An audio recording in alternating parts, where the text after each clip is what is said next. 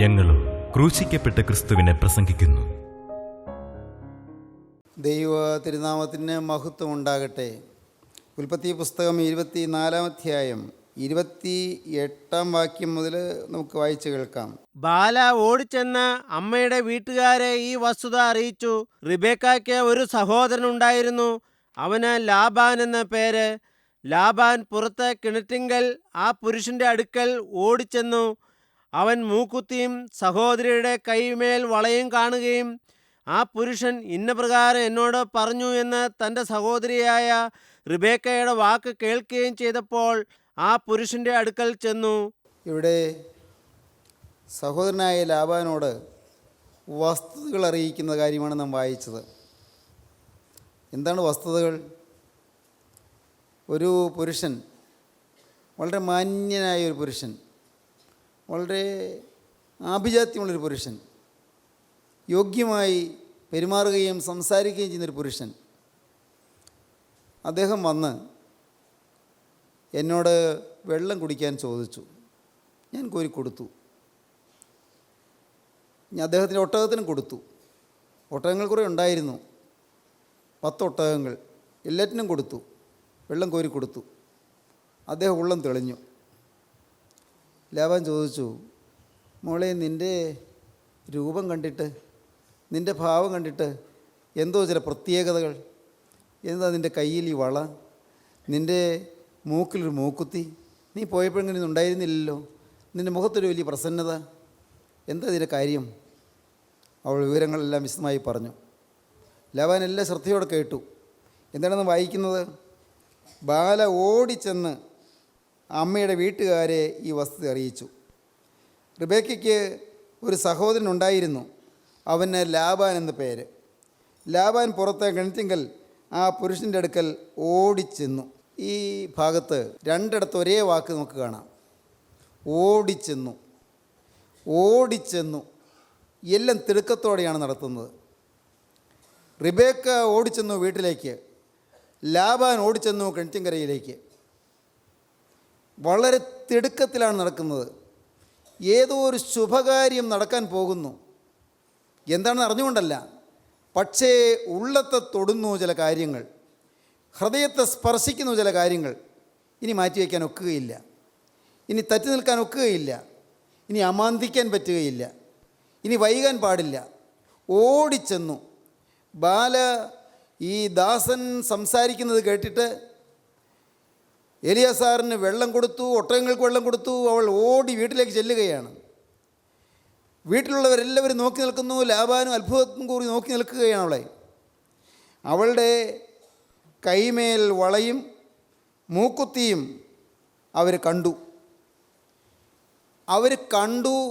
അവൾ പറഞ്ഞത് കേട്ടു. കണ്ടതും കേട്ടതും അവരെ വശീകരിച്ചു.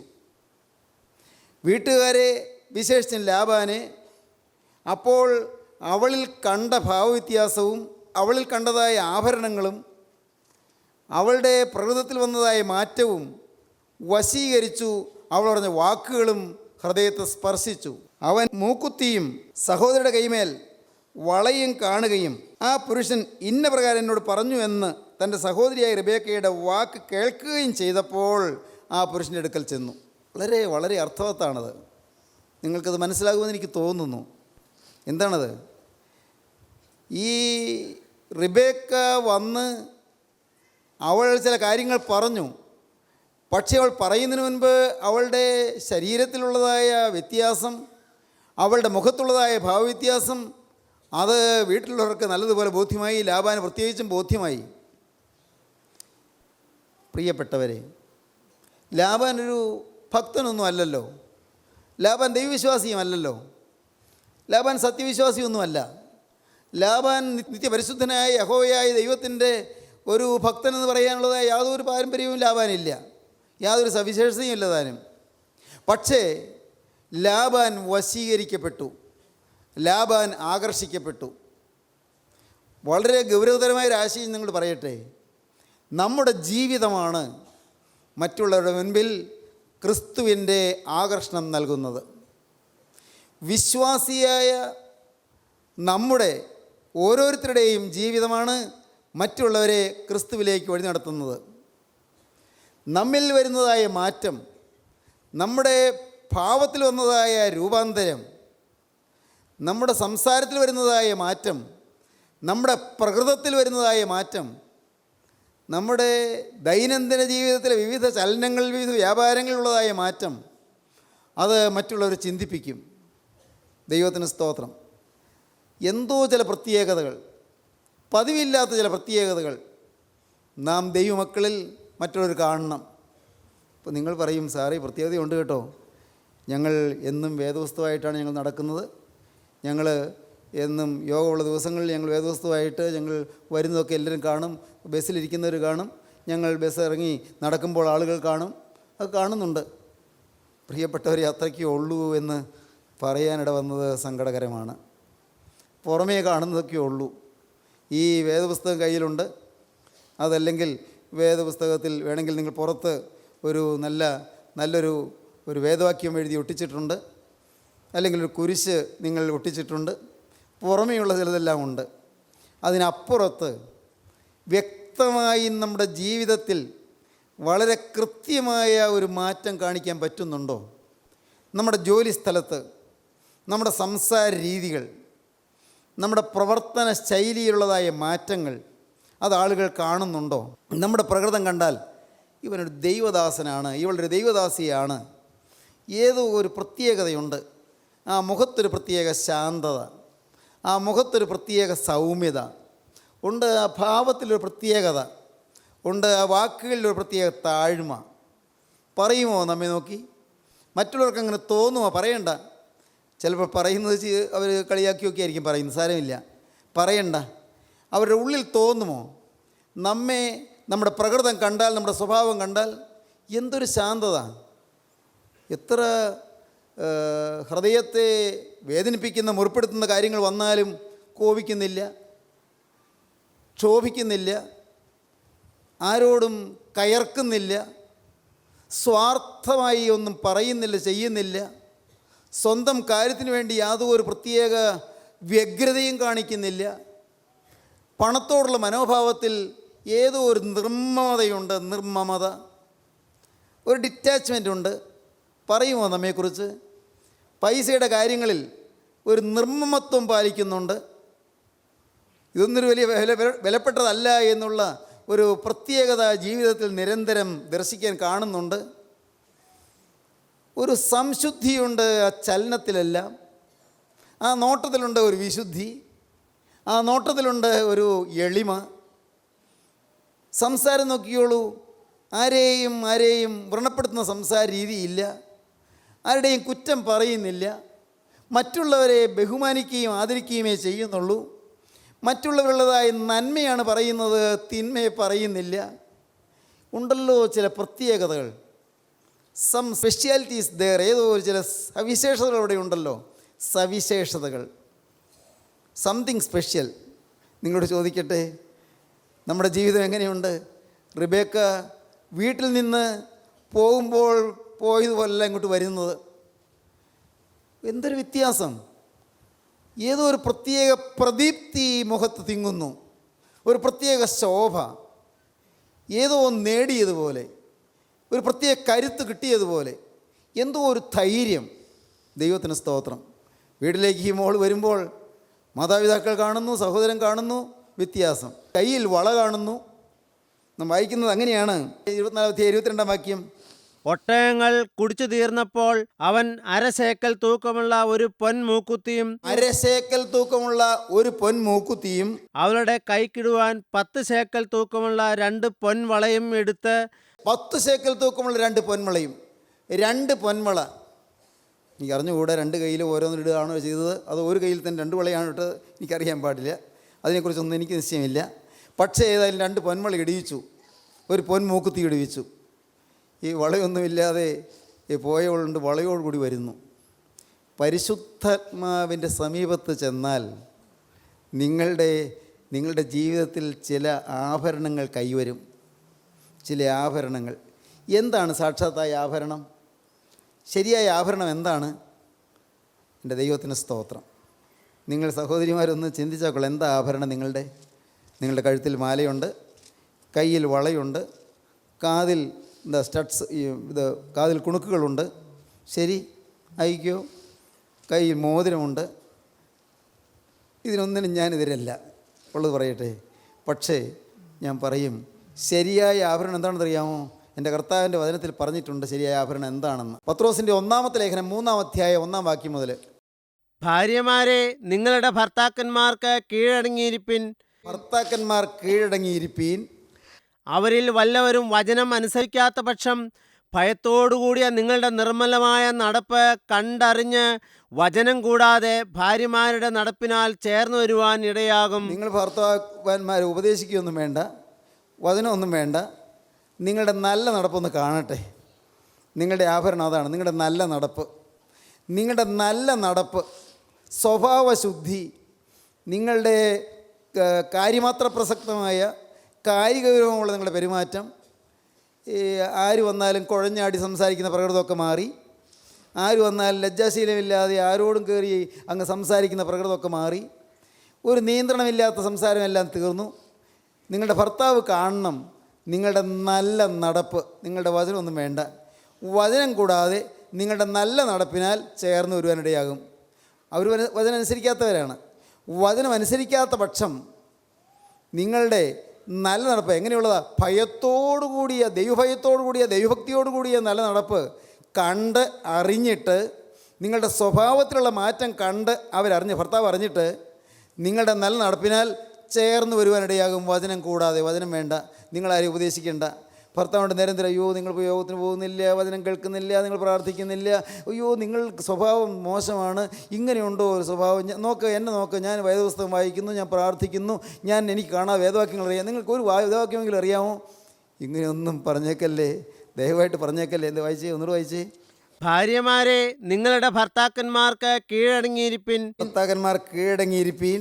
അവരിൽ വല്ലവരും വചനം അനുസരിക്കാത്ത പക്ഷം, അവരിൽ വല്ല ഭർത്താവും വചനം അനുസരിക്കാത്ത പക്ഷം, ഭയത്തോടുകൂടിയ നിങ്ങളുടെ നിർമ്മലമായ നടപ്പ്, ഭയത്തോടുകൂടിയ ദൈവഭയത്തോടുകൂടിയ നിങ്ങളുടെ നിർമ്മലമായ പരിശുദ്ധമായ നടപ്പ് കണ്ട് അറിഞ്ഞ് വചനം കൂടാതെ ഭാര്യമാരുടെ നടപ്പിനാൽ ചേർന്നു വരുവാനിടയാകും. വചനം കൂടാതെ, നിങ്ങളുടെ പ്രസംഗമൊന്നും കൂടാതെ, നിങ്ങളുടെ ഉപദേശമൊന്നും കൂടാതെ, ഭാര്യമാരുടെ നടപ്പിനാൽ, അവരുടെ ജീവിതത്തിൻ്റെ പെരുമാറ്റം കൊണ്ട് ഈ ആത്മീയത്തോടെ ചേർന്ന് വരുവാനിടയാകും. പിന്നെ എന്താണ് പറഞ്ഞത്? നിങ്ങളുടെ അലങ്കാരം എന്താണത്? തലമുടി പിന്നുന്നതല്ല, വസ്ത്രം ധരിക്കുന്നതല്ല. നിങ്ങളുടെ അലങ്കാരം തലമുടി പിന്നുന്നതും പൊന്നണിയുന്നതും വസ്ത്രം ധരിക്കുന്നതും ഇങ്ങനെ പുറമേയുള്ളതല്ല. സൗമ്യതയും സാവധാനതയുമുള്ള മനസ്സ് എന്ന അക്ഷയഭൂഷണമായ ഹൃദയത്തിൻ്റെ ഗൂഢമനുഷ്യൻ തന്നെയായിരിക്കണം. എന്താണ് പറഞ്ഞത്? നിങ്ങളുടെ അലങ്കാരം തലമുടി പിന്നുന്നതും പൊന്നണിയുന്നതും വസ്ത്രം ധരിക്കുന്നതും ഇങ്ങനെ പുറമേയുള്ളതല്ല, ബാഹ്യമായ ആഭരണമല്ല. പിന്നെ എന്താണ്? സൗമ്യതയും സാവധാനതയുമുള്ള മനസ്സ് എന്ന് അക്ഷയഭൂഷണം, ക്ഷയിക്കാത്ത ആഭരണം, അക്ഷയഭൂഷണമായ, ക്ഷയിക്കാത്ത അലങ്കാരമായ അക്ഷയഭൂഷണമായ ഗൂഢമനുഷ്യൻ, ഹൃദയത്തിൻ്റെ ഗൂഢമനുഷ്യനായി തന്നെയായിരിക്കണം. സൗമ്യതയും സാവധാനതയുമുള്ള മനസ്സ് എന്ന അക്ഷയഭൂഷണമായ ഹൃദയത്തിൻ്റെ ഗൂഢമനുഷ്യൻ തന്നെയായിരിക്കണം. നിഗൂഢതയിൽ സൗമ്യതയും സാവധാനതയും ഉണ്ടായിരിക്കണം. നിഗൂഢതയിൽ, പുറമേ കാണിക്കാനല്ല, ഹൃദയത്തിൻ്റെ അഗാധത്തിൽ സൗമ്യതയും സാവധാനതയും ഉണ്ടായിരിക്കണം. ഭർത്താക്കന്മാർ കീഴടങ്ങുന്നവരായിരിക്കണം, മാതാപിതാക്കൾ കീഴടങ്ങുന്നവരായിരിക്കണം, തന്നിഷ്ടം കാണിക്കുന്നവരാകരുത്. നിങ്ങൾ പൊന്നണിഞ്ഞിങ്ങനെ വിളങ്ങി വിലസി നടക്കുന്നതിലല്ല ദൈവം പ്രസാദിക്കുന്നത്. ആഭരണം അണിഞ്ഞോളൂ, ഞാൻ അതിന് കുറ്റം പറയുകയില്ല. എന്നാൽ പ്രിയപ്പെട്ടവരെ, നിങ്ങളുടെ പറയട്ടെ, നിങ്ങളുടെ അലങ്കാരം തലമുടി പിന്നുന്നതും പൊന്നണിയുന്നതും വസ്ത്രം ധരിക്കുന്നതും ഇങ്ങനെ പുറമേയുള്ളതല്ല, സൗമ്യതയും സാവധാനതയുമുള്ള മനസ്സ് എന്ന അക്ഷയഭൂഷണമായ ഹൃദയത്തിൻ്റെ ഗൂഢമനുഷ്യൻ തന്നെയായിരിക്കണം. ഇങ്ങനെയല്ലോ അത് ദൈവസന്നിധിയിൽ വിലയേറിയതാകുന്നു. ആണ് ദൈവസന്നിധിയിൽ വിലയേറിയതാകുന്നത്.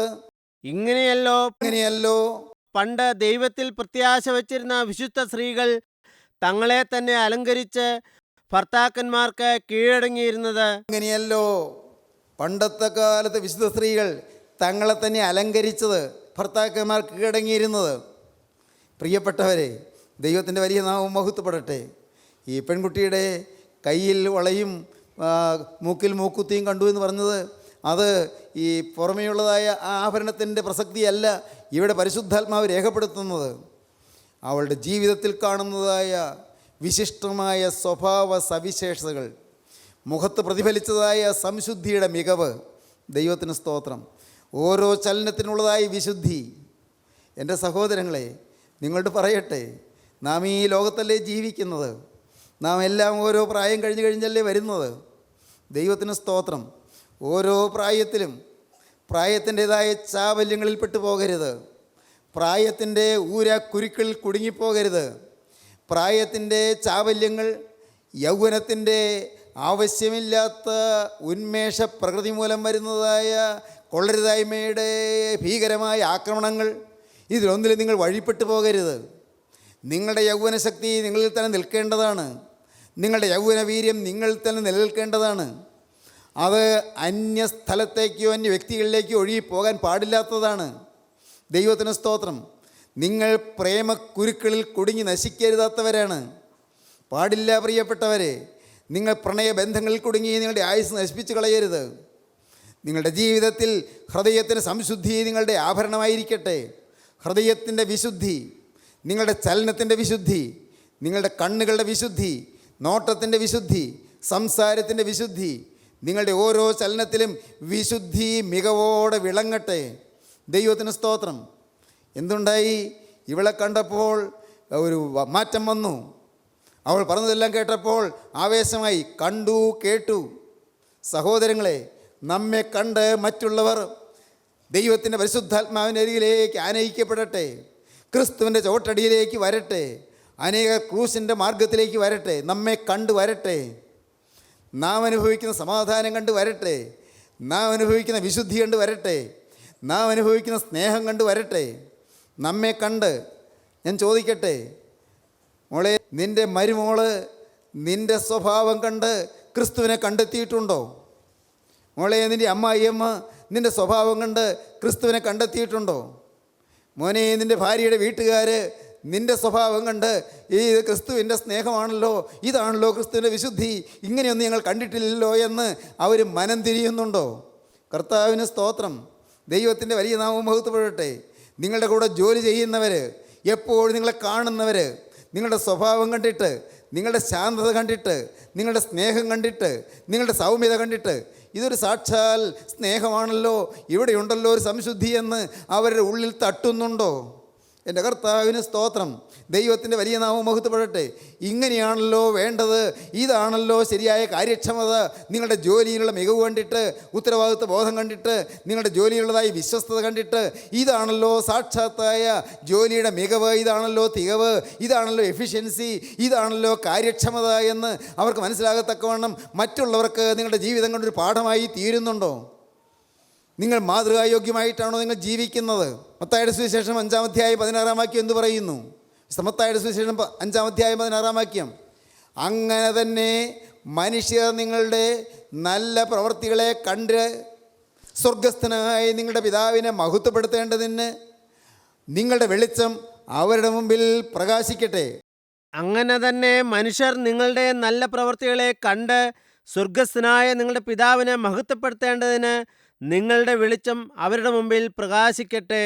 എൻ്റെ കർത്താവിന് സ്തോത്രം. സ്നേഹിതരെ, നിങ്ങളോട് പറയട്ടെ, നമുക്കിന്ന് വേണമെങ്കിൽ തുടങ്ങാം കേട്ടോ.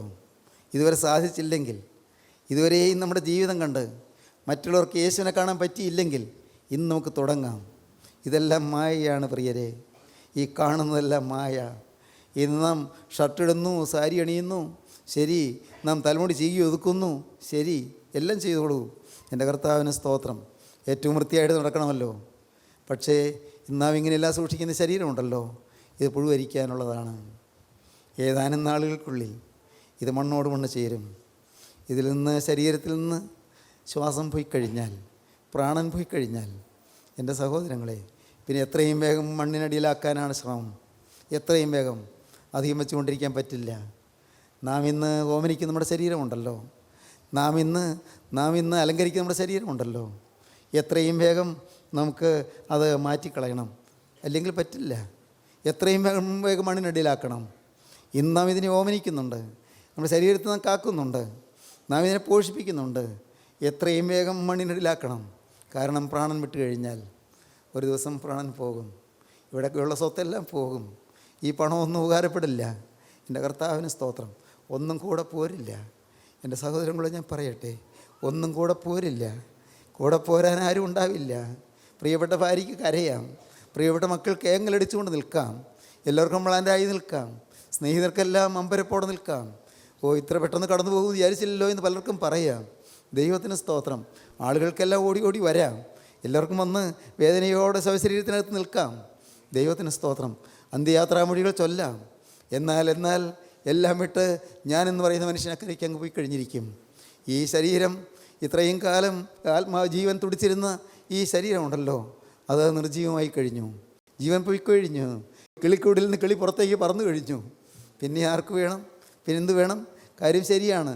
സങ്കടത്തോടെ വേണമെങ്കിൽ പ്രിയപ്പെട്ട ഭാര്യ വന്ന് ചുംബിക്കും, പ്രിയപ്പെട്ട മക്കളൊന്ന് ചുംബിക്കും, പ്രിയ സഹോദരങ്ങളൊന്ന് ചുംബിക്കും. ശരിയാണ്, അന്ത്യചുംബനം. എൻ്റെ കർത്താവിന് സ്തോത്രം. എല്ലാം കഴിയും, എല്ലാം കഴിഞ്ഞ് മാറും. എൻ്റെ സഹോദരങ്ങളോട് ഞാൻ പറയട്ടെ, എല്ലാം മാറിയാലും മാറാത്തൊരുവനുണ്ട്. ആരെല്ലാം മാറിയാലും മാറാത്തൊരുവനുണ്ട്. അവനത്രേ കർത്താവായ യേശു ക്രിസ്തു. ലോകം മാറിപ്പോകും, പണം മാറിപ്പോകും, സ്വത്ത് മാറിപ്പോകും, സ്നേഹിതർ മാറിപ്പോകും, സഹോദരങ്ങൾ മാറിപ്പോകും, എല്ലാം മാറും. ഇന്നത്തെ പദവികൾ മാറിപ്പോകും, നീ നേടിയ പാണ്ഡിത്യം മാറിപ്പോകും. നീ നേടിയ പരിജ്ഞാനം മാറിപ്പോകും. നിനക്കുണ്ടായിരുന്ന എല്ലാ മികവുകളും മാറിപ്പോകും. നീ സമർത്ഥനായിരുന്നു, അല്ലെങ്കിൽ മോളെ നീ സമർത്ഥയായിരുന്നു. നീ കാര്യപ്പിടിപ്പുള്ളവനായിരുന്നു, കാര്യപ്പിടിപ്പുള്ളവളായിരുന്നു. ശരിയാണ്, ഒന്നും പ്രയോജനപ്പെടില്ല. എല്ലാം മാറും. നിൻ്റെ എഫിഷ്യൻസി എല്ലാം പോയി. നീ ചലനമറ്റ് കിടക്കുകയാണ്. എന്നാൽ അപ്പോഴും നിന്നെ വിട്ടുമാറാത്ത ഒരുവനുണ്ട്. അവനെ ഇന്ന് സ്നേഹിതനായി കൈക്കൊള്ളാമോ? അവനെ നിങ്ങൾക്ക് സ്വീകരിക്കാമോ? അവനായി നിങ്ങളുടെ ഉള്ളം തുറക്കാമോ? അവനോട് നിങ്ങൾക്ക് വാക്ക് പറയാമോ?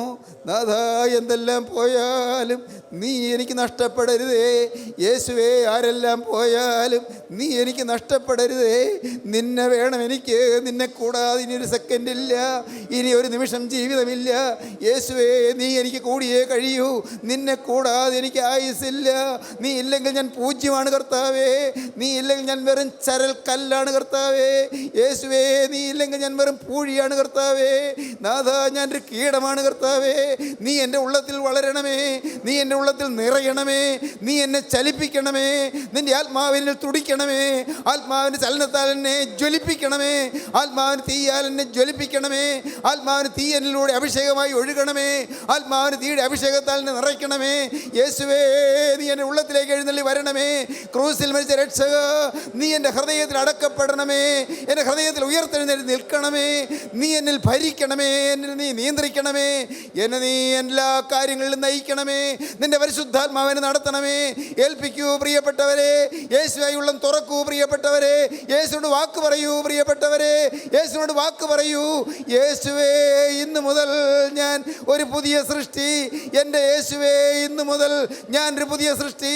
യേശുവിനോട് വാക്ക് പറയൂ. യേശുവേ, ഇന്ന് മുതൽ ഞാൻ നിൻ്റെ വക. നമുക്ക് സമർപ്പിക്കാം, പ്രാർത്ഥിക്കാം. കാരുണ്യവാനേ, മഹാപരിശുദ്ധനായ സ്വർഗീയ പിതാവേ, ഈ നല്ല സമയത്തിനായി സ്തോത്രം. തിരുസാന്നിധ്യത്തിനായി സ്തോത്രം. അർഹതയില്ലാത്ത നന്മകൾ ഞങ്ങൾക്ക് തരുന്നതിനായി സ്തോത്രം. അപ്പാ, ഞങ്ങളൊന്നുമില്ലാത്തവരാകുന്നു. നീയാണ് ഞങ്ങളുടെ സ്വത്ത്. നീയാണ് ഞങ്ങളുടെ ബലം. നീയാണ് ഞങ്ങളുടെ ധൈര്യം. നീ മാത്രമാണ് ഞങ്ങളുടെ സ്വന്തം ജീവിതം. യേശുവേ, നീ ഇല്ലെങ്കിൽ ജീവിതമില്ലപ്പാ. അവിടെ ഞങ്ങളോട് കൂടെ ഇരിക്കണമേ. ഞങ്ങളെ നയിക്കണമേ. ഈ വചനം കേട്ട് എല്ലാവരെയും അനുഗ്രഹിക്കണമേ. വചനത്താൽ ജ്വലിപ്പിക്കണമേ. നാഥാ, എല്ലാവരെയും കാവൽ ചെയ്യണമേ. തിരക്തത്താൽ അവിടുന്ന് വലയം ചെയ്യണമേ. തിരക്തത്താൽ മുദ്രയിടണമേ. പാപബന്ധനങ്ങൾ അഴിക്കണമേ. ശാപദോഷങ്ങൾ മാറ്റണമേ. രോഗസൗഖ്യം അയക്കണമേ. എല്ലാവരെയും അനുഗ്രഹിക്കണമേ. സത്യസമാധാനം പകരണമേ. ദിവ്യ ജീവൻ ഇറങ്ങണമേ. ദിവ്യ സ്വഭാവം പകരണമേ. തിരുനാമം മഹത്വപ്പെടുത്തണമേ. യേശുക്രിസ്തുവിന്റെ രാജകീയ നാമത്തിൽ തന്നെ. ആമീൻ. ഹല്ലേലൂയ.